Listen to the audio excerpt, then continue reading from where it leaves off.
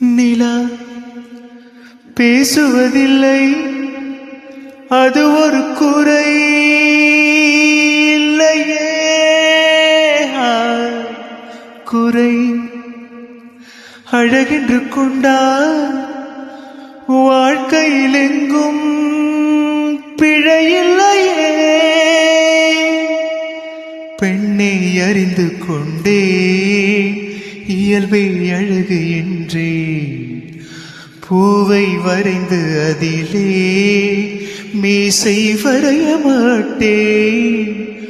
மௌனம் பேசும்போது சத்தம் கேட்க மாட்டேன். மூன்றாம் பிறையினுள்ளே நிலவை தேட மாட்டேன்.